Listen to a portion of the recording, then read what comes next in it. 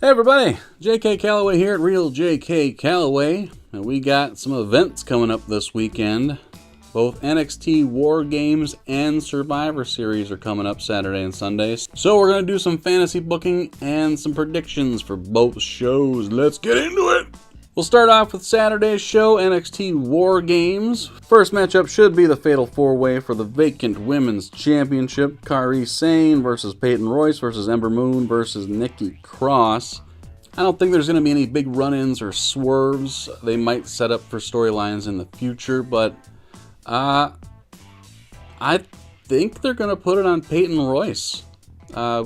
She's been there a long time. I gotta think her and Billie Kay are going up soon to the main roster. I hope as a duo.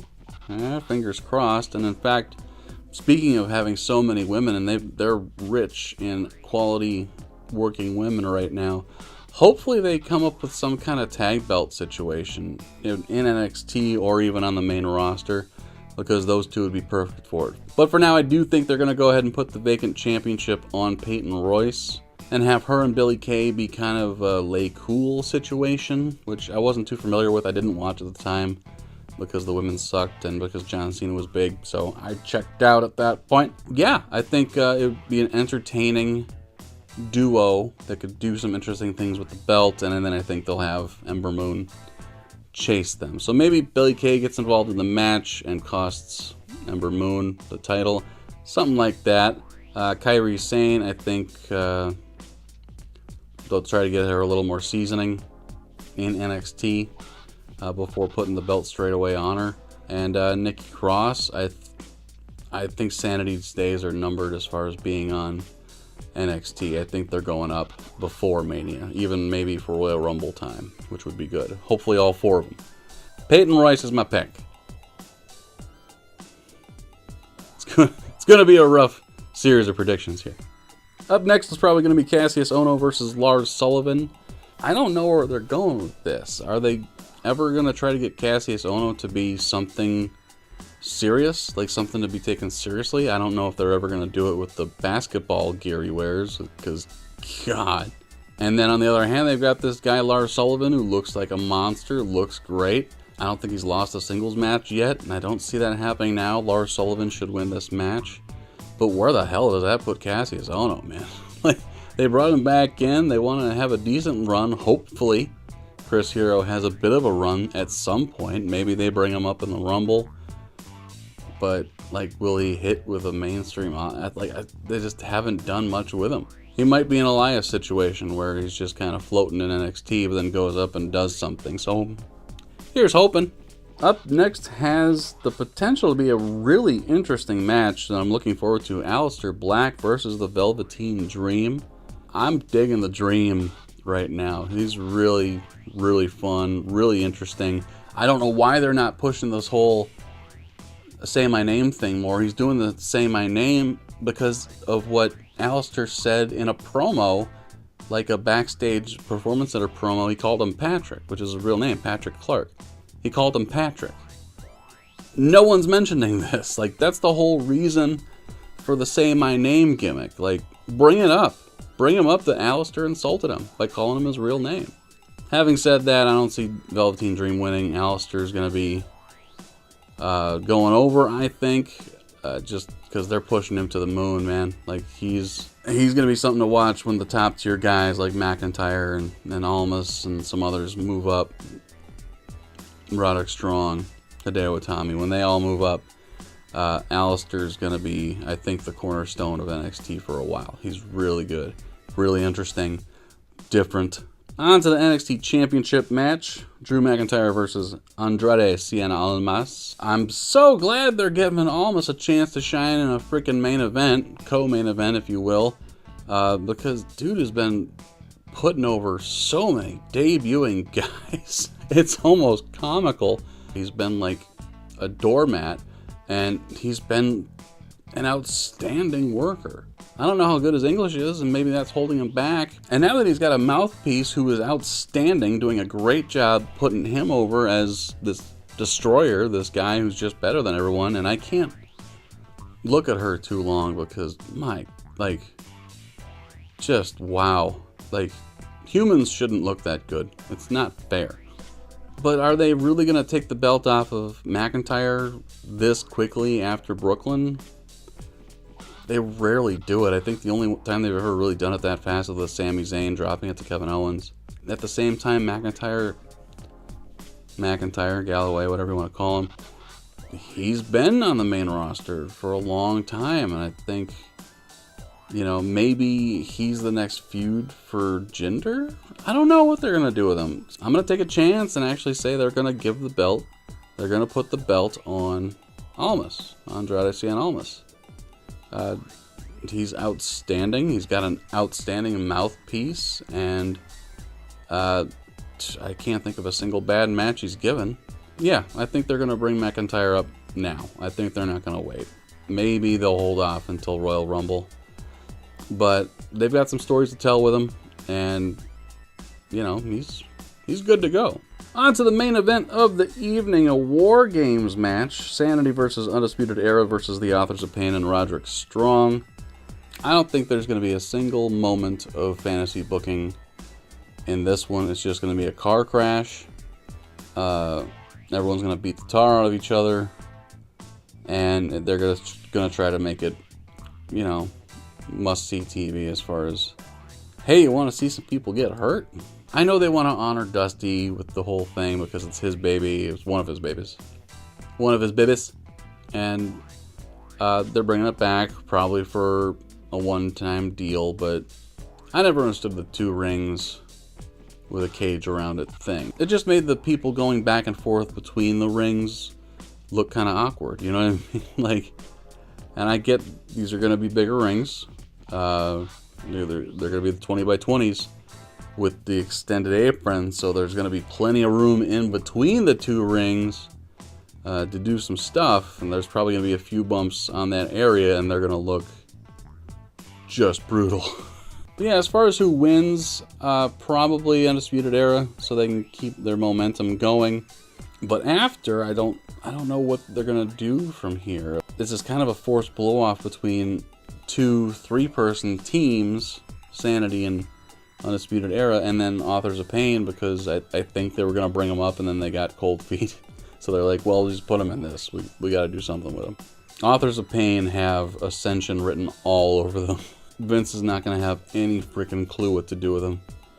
And they're in a hard spot now, they're more or less going to be 3-minute warning when they get to the main roster, They're going to do someone's bidding. They're going to be those guys. I don't know what's going to happen. Undisputed Era is going to stay in NXT for a while. And then Sanity hopefully goes up soon. I don't know if they will. I think Eric Young's probably getting a little antsy about it.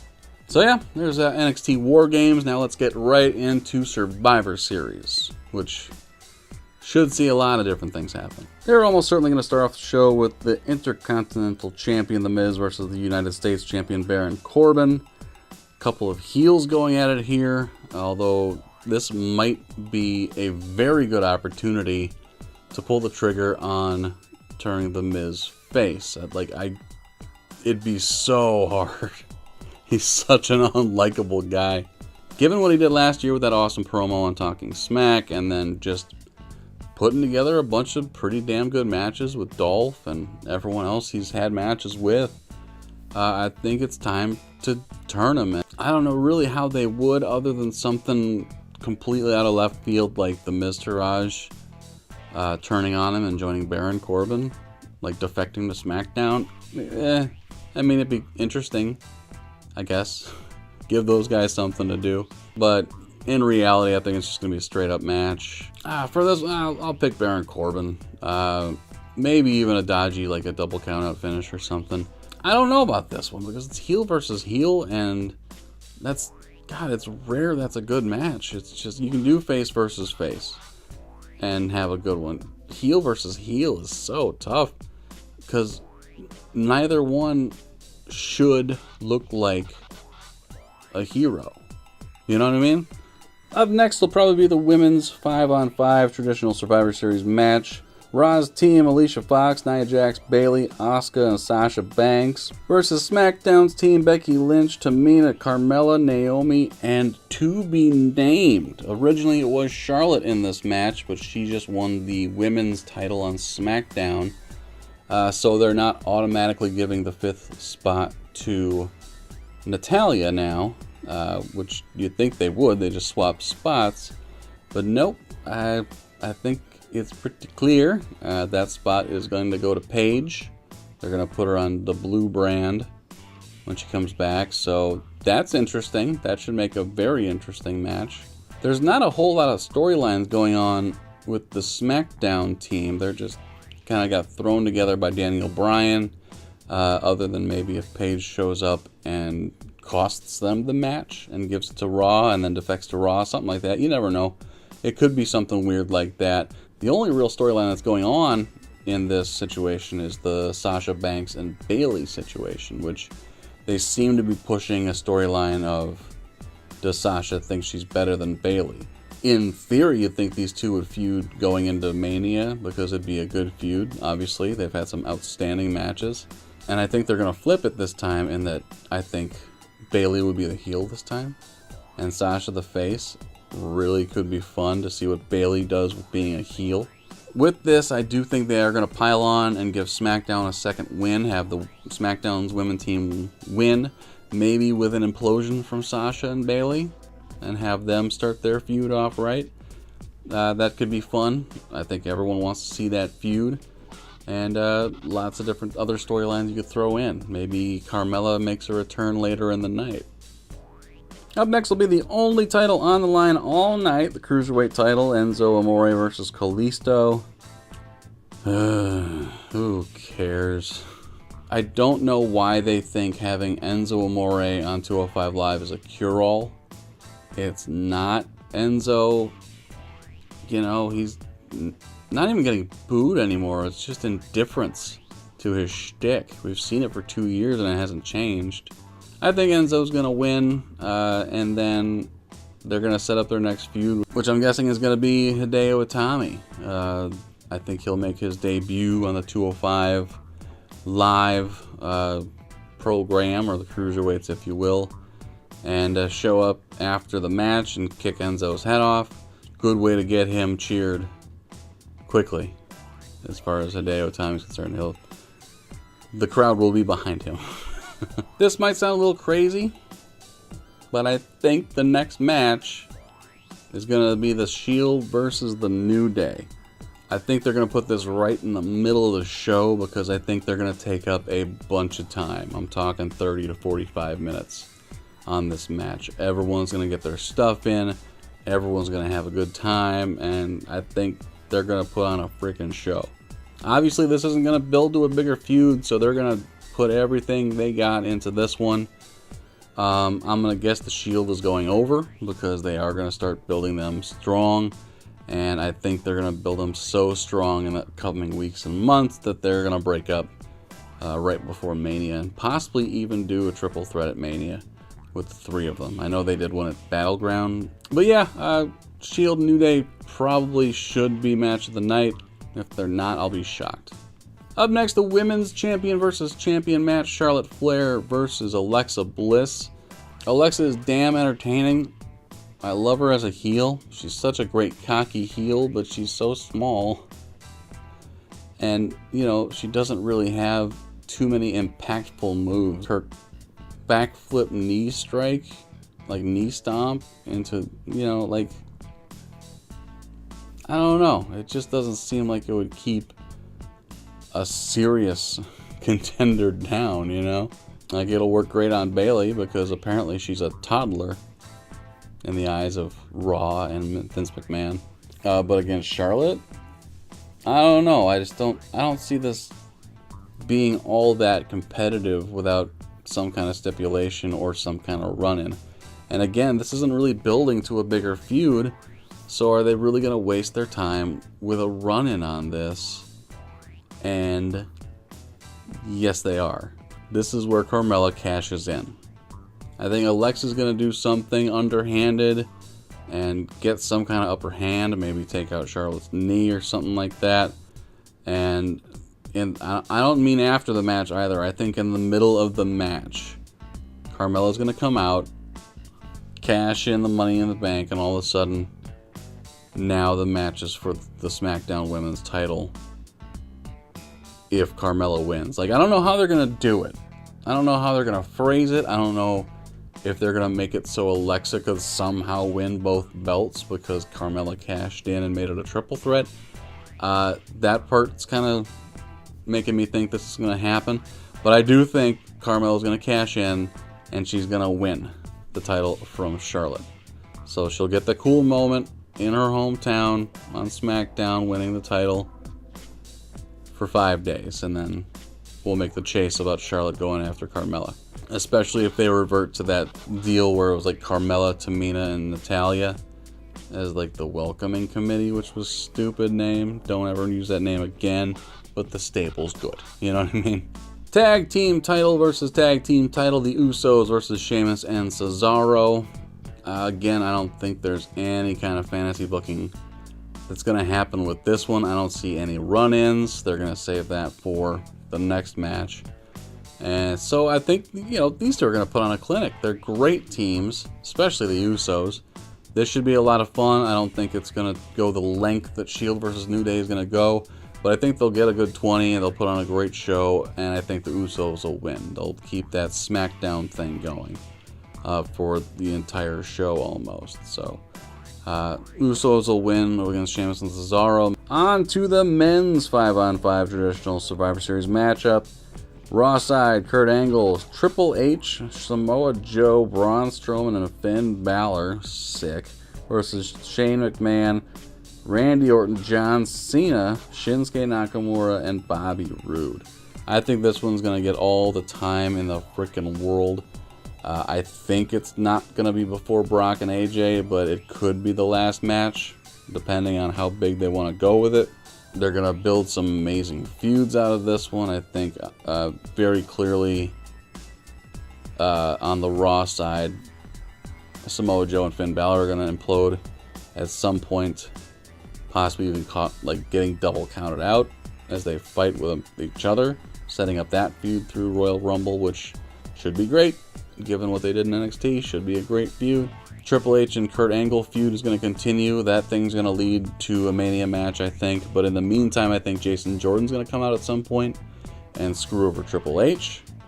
Because then those two can have a mini feud on the way to Angle and Triple H for Mania. And then on the SmackDown side, they're just going to watch as the Raw team implodes until the most important people that aren't on the show up and screw them all over. Kevin Owens and Sami Zayn are going to show up and screw over the entire team. I'm not sure how. Probably by the time they get down to like 2 versus 2 or something. I don't know who's going to get eliminated, how or why.